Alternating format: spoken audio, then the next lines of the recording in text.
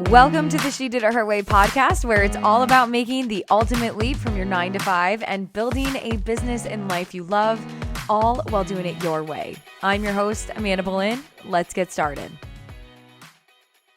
Hello, my beautiful friends, and welcome back to another episode of the She Did It Her Way podcast. Today on the podcast, it is a solo cast, and I am diving into a topic that I absolutely love and I think is going to be extremely helpful for a lot of you as listeners, if not all of you as listeners. Today, we're diving into the topic of how to handle objections. Sales is something that I think can be scary at times, but absolutely most necessary, especially if you're a business owner, in learning how to sell, whether that is through customer conversations, sales calls, or learning how to sell in an online digital space using sales pages, landing pages, and through copy and content.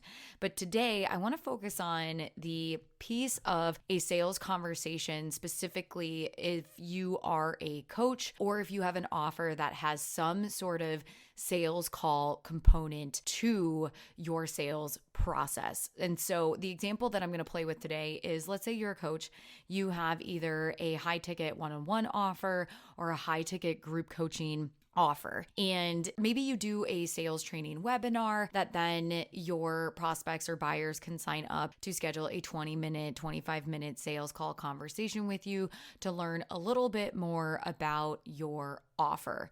The other example is, let's say you have a intake form on your website, someone signs up through that intake form, and now you are on the call. During that call, when you get to the end of it and you make your offer, you offer that buyer an opportunity to work with you, whether it's one-on-one or again, like in a group coaching setting or something that you are selling. You are getting to that point and you make the offer. You invite them to sign up, to pay you.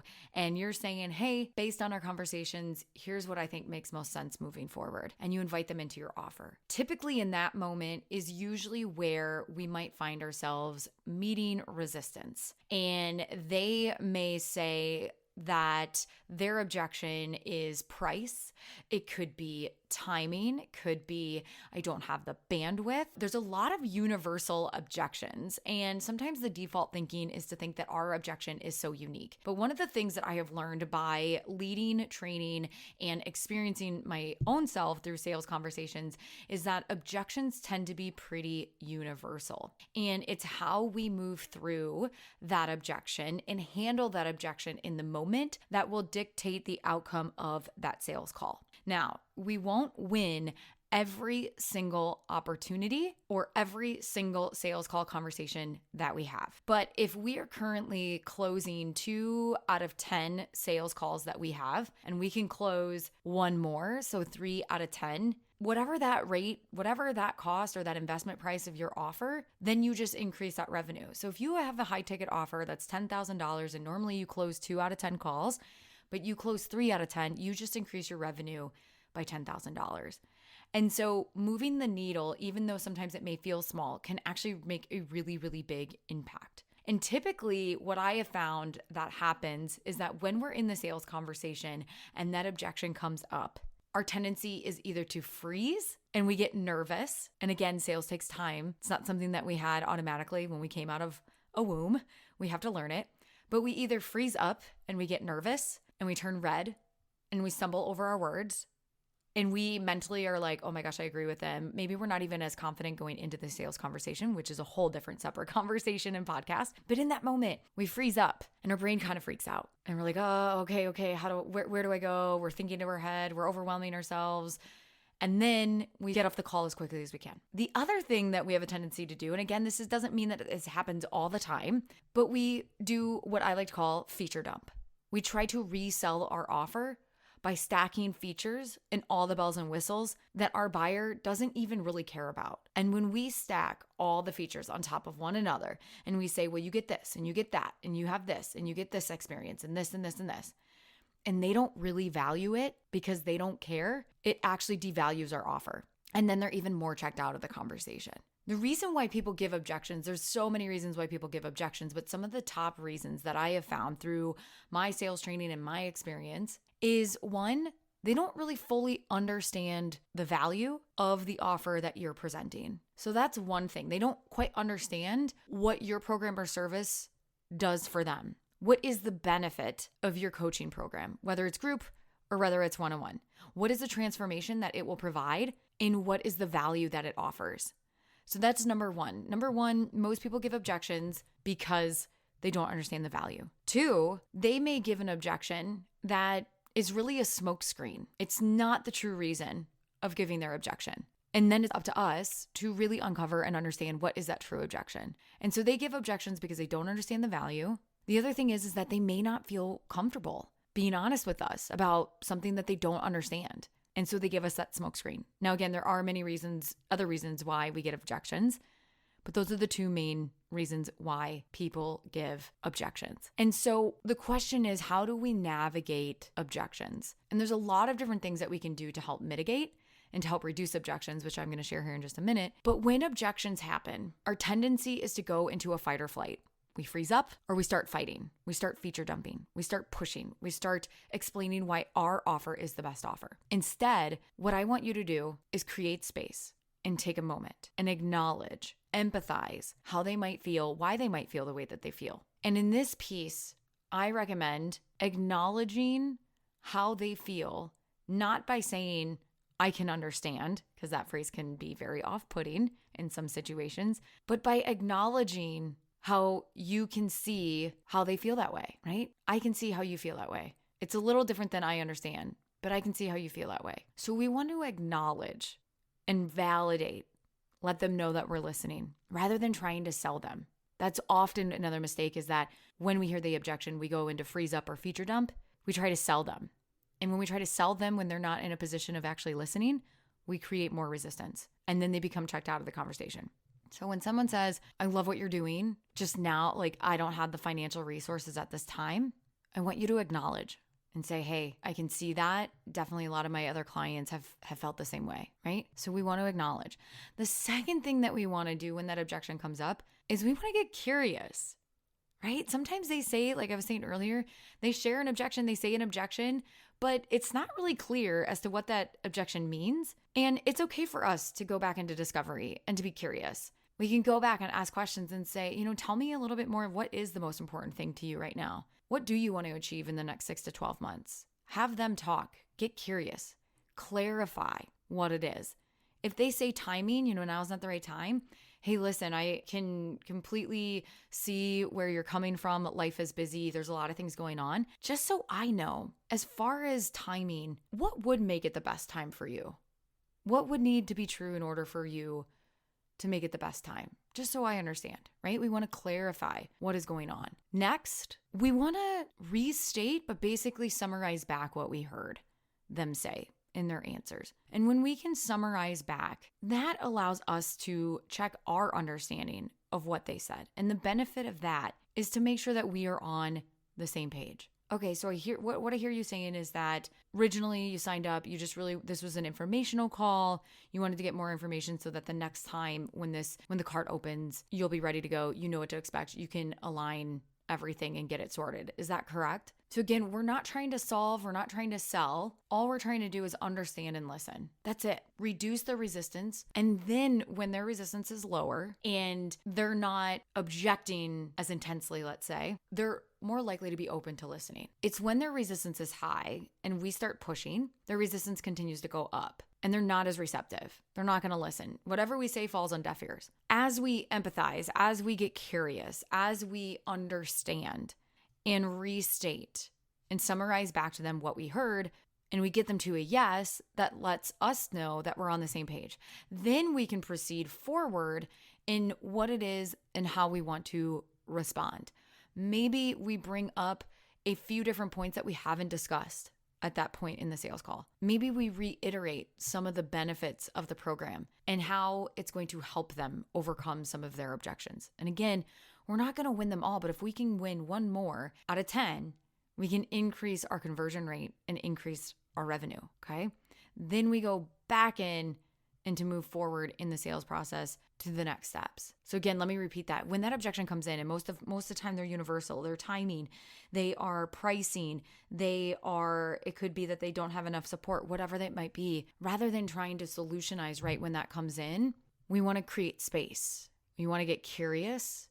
We want to empathize. We want to ask questions to better understand. It's very much like a physician when you go see a doctor. They want to ask you questions so that they can better understand what it is that you're feeling, how are you feeling, what's going on, so that they can proceed forward with the correct recommendation in terms of how to move forward in the next steps. If you walked into a physician's office and simply said, I have a cough, and they go, great, I know exactly what to offer you, you're thinking, wait, what? They didn't do enough discovery. Do they really understand me? Let's go through the process. Let's validate by empathizing, asking questions, getting curious, restating our understanding, getting that yes, and then we can respond in a way that makes the most sense based on what they shared with us. And again, it's okay. We're not going to win them all. But if we can just win one more out of 10, if we're already closing 2 out of 10, if we can win one more, think of what that would do for your business.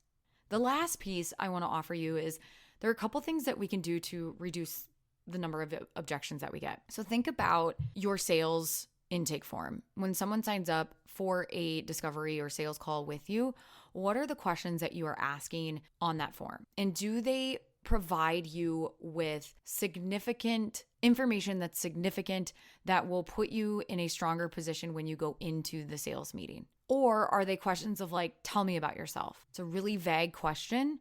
And it's like, tell me about yourself. Well, do you want to know the whole story? What specifically do you want to know? And so number one, I encourage you that if you have a sales intake form, to go back on your website and go over those questions and really ask yourself, do these questions provide value and insight for me to use to have a better conversation on the call? Number two is if you find that you are getting the same objection over and over, you hear the same objection, price, timing, over and over, whatever that is, there's a saying that the person that gets to the objection first wins.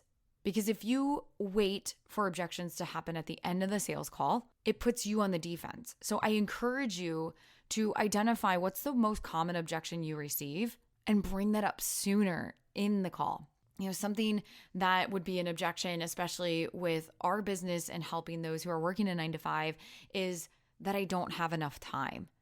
And so for me, rather than waiting for the I don't have enough time to come up in the objection at the end, I bring that up earlier. Hey, listen, like a lot of our clients that have had success have mentioned that, you know, their time is valuable and they don't have a lot of time. And so here's what we do to help navigate that so that you're not spinning your wheels, you're not wasting energy, and you're not wasting your time, right? Bringing that up sooner in the conversation rather than waiting for it. So again, it's also overall qualifying. If you find that you're getting on calls and people that you are speaking to aren't necessarily your target audience, then the question is how can we qualify them sooner? Is it a financial, there's my Iowa accent, financial. I could take that out, but I think that's funny. Is it a financial requirement? What is the basis? You can ask them, are they ready to invest 5 figures into your coaching program? Yes or no? And that's a way to qualify. Because let's say you're getting a ton of people on the sales calls, but then they're not ready to invest. Let's say your offer is $5,000.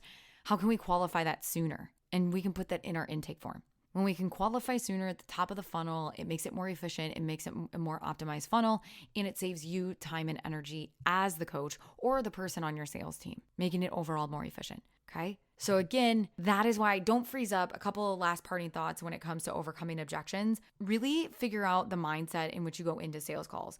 Are you nervous or are you confident? Are you steady and grounded in your offer? Do you believe in your offer? If not, let's go back and look at your mindset. What do we need to think in order to put you in a position of being confident? Now, if you're just starting out in business, repetition builds competence, which competence builds confidence. And so there is going to probably be that period in which you are uncomfortable because again, sales is a skill set that we weren't born with, we have to cultivate.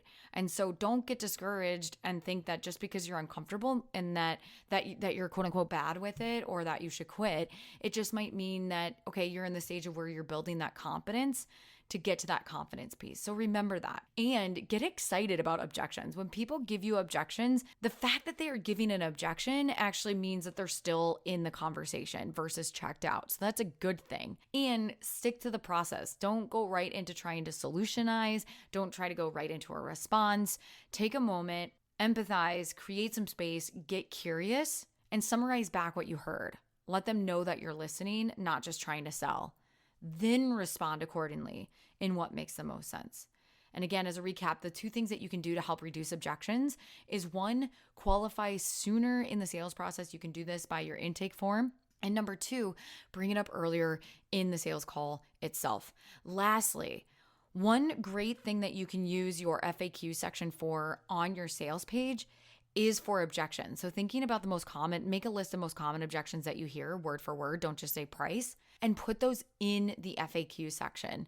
That's a really great place on a sales page to overcome objections. So what is the question that you're getting time and time again? And then what's your response, and put that in the FAQ section. I hope you enjoyed this week's podcast episode. I will see you back here next week. And until then, keep doing it your way.